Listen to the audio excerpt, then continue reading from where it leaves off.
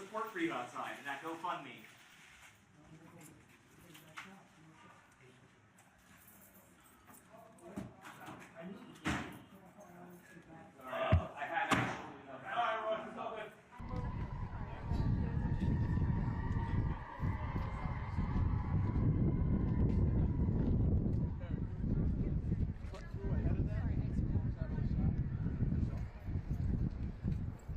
That is behind the pen.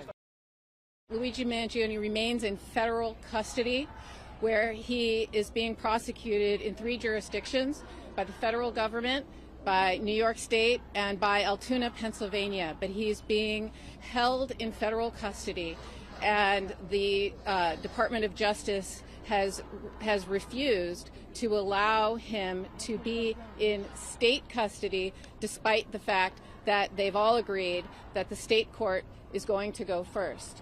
Now, this is problematic for several reasons. Number one, the federal government is still considering whether to execute Luigi and considering whether to seek the death penalty. So we are fighting that simultaneously while going first here in state court. And it impacts our ability to meet with him before court, after court. He's constantly surrounded by law enforcement. He's in shackles. He was wearing a vest today. Some looked like I don't even know what it looked like, but a very serious vest with his legs shackled and his arms shackled.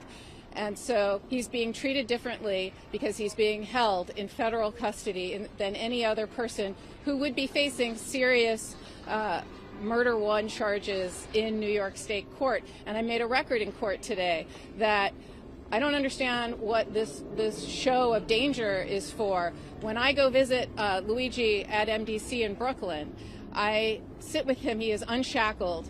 He walks around freely in the visiting area. We sit in a room together without law enforcement hovering over us. But for whatever reason, here, despite all the law enforcement, they need him to be wearing this vest.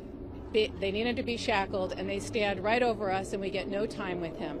So he is being treated differently because of this unusual and, frankly, just the fact that he's being prosecuted by 3 jurisdictions for one event. It all is about one thing, one single event.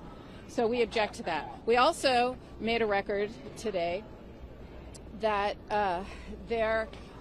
although the Manhattan DA's office has been providing discovery, we're past the discovery deadline, but they have made an effort to provide discovery, and we appreciate it. But what we haven't received is the police paperwork from New York City. We haven't received any of, they call them DD5s. Those are the follow-up police reports that detectives write.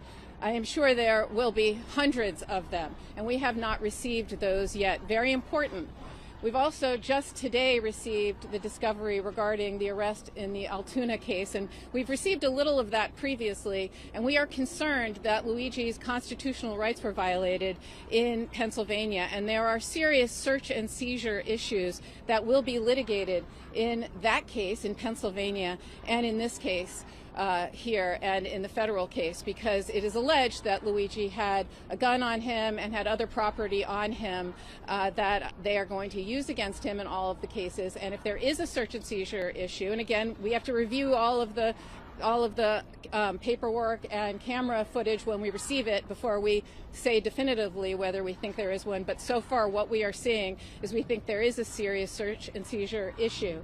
And so we want the opportunity to litigate it, including in Pennsylvania, where he was supposed to have a court date on February 24th, but the Department of Justice is refusing to transport him and allow him to face the charges in Pennsylvania. So he cannot litigate those issues in Pennsylvania. And which brings me to the most important point that we made today, which is Luigi's right to a fair trial is being infringed upon because he is being publicly treated as guilty and as having the presumption of guilt as opposed to the presumption of innocence, which is what he is entitled to. And although, of course, I understand the NYPD's need for a press conference before an arrest or after an arrest, which they did here. I didn't like it, but they did it, and I understood it. What I did not understand was how shocking it was that this week on HBO, in a documentary, I see the chief of detectives and the New York City mayor, full hair and makeup done, sitting down and giving an interview for television and talking about the evidence in Luigi's case, talking about police paperwork that we don't have, talking about forensics that we have not yet received. I guess we have now today, but I didn't when I was sitting there learning about the case, hearing an actor play Luigi reading from a journal that they say is Luigi's, and we have yet to receive it from the prosecution. And so it's outrageous that they have time to go and prejudice Mr.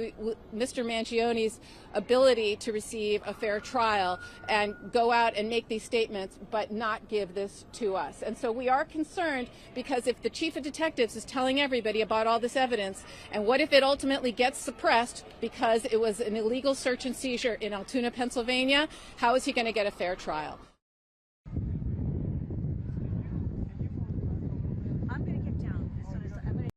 Luigi really wanted to thank the supporters for being here, and we all appreciate it very much. Thank you so much. Do you want to say something about using a referendum on the healthcare industry?